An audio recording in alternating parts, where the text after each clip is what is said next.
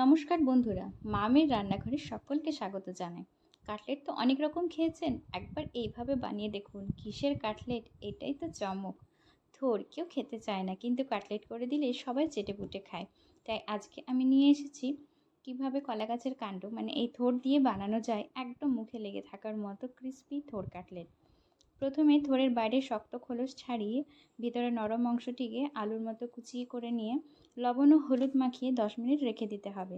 এরপর প্রেসার কুকারে 1 মুঠো ছোলার ডাল, একটি আলুকেও ভালো করে কুচি করে নিয়ে থোড় দিয়ে ভালো করে সেদ্ধ করে নিতে হবে। এবার কড়াইতে সামান্য তেল গরম করে কাঁচা বাদামগুলিকে ভেজে নিয়ে তুলে রাখতে হবে। এবার ওই তেলে কুচনো পেঁয়াজ দিয়ে রং আসা অবধি ভালো করে ভাজতে হবে।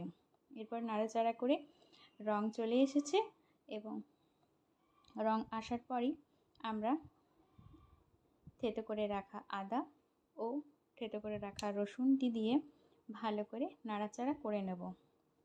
সুগন্ধ বের হলে আমরা আস্তে আস্তে গুঁড়ো মশলা যেমন জিরে গুঁড়ো, ধনে গুঁড়ো, গরম মশলার গুঁড়ো দিয়ে ভালো করে নাড়াচাড়া করে নেব।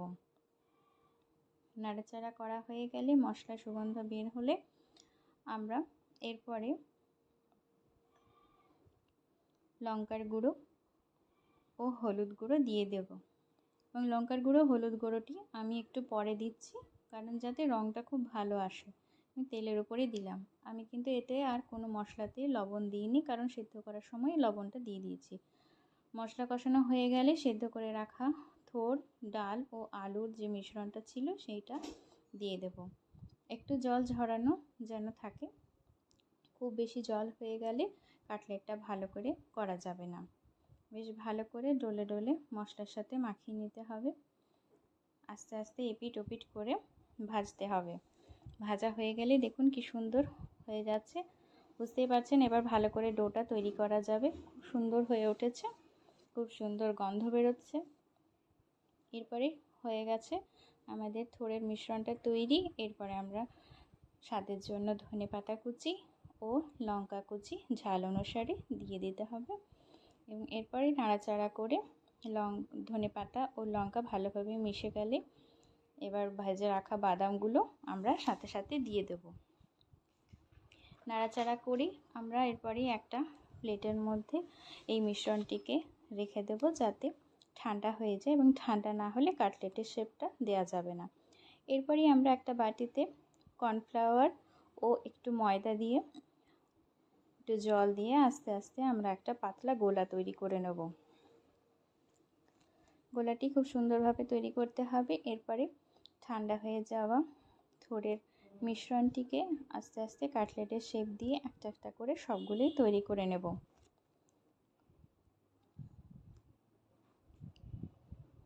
সবগুলো তৈরি হয়ে গেলে খুব তাড়াতাড়ি চটপট তৈরি হয়ে যাবে। তাই প্রথমেই কাটলেটের শেপটা দিয়ে তারপরে শিলারের মধ্যে ডুবিয়ে গোলাটা যে তৈরি করেছিলাম তার মধ্যে ডুবিয়ে ভালো করে সব দিকটাই ডোবাতে হবে। তারপরে আমরা ব্রেড ক্রামের মধ্যে এপিট ওপিট করে ভালো করে কোটিং করে নিয়ে দেবো। এই কোটিংটা কিন্তু আমরা দুবারও করে নিতে পারি, তাই একে একে সবগুলোই করে ফার্স্ট কোটিং করে সেকেন্ড কোটিংও আমরা করে নেব। তাহলে কাটলেটগুলি খুবই মচমচে, খুব সুন্দর হবে। বাইরেটা ক্রিস্পি, ভেতরটা নরম, খুবই সুস্বাদু হয়ে উঠবে। দেখুন কি সুন্দর তৈরি হয়ে গেছে একে একে, দেখতেই এত সুন্দর লাগছে। এরপর আমরা ভেজে নেব। তার জন্য আমরা একটা কড়াইতে তেল দিয়ে হালকা মাঝারি আঁচেই রেখে দেব। মাঝারি আঁচ হয়ে গেলে, গরম হয়ে গেলে আস্তে আস্তে আমরা কাটলেটগুলো একে একে দিয়ে দেব।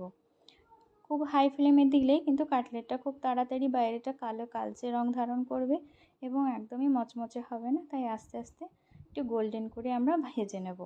তো যারা ডিপ ফ্রাই করবেন না তারা কিন্তু এয়ার ফ্রায়ারে 180 ডিগ্রি তাপমাত্রাতে 15 মিনিট রাখলেই অল্প তেলে পারফেক্ট ক্রিস্পি হয়ে উঠবে। তারা এভাবেও বানিয়ে নিতে পারেন।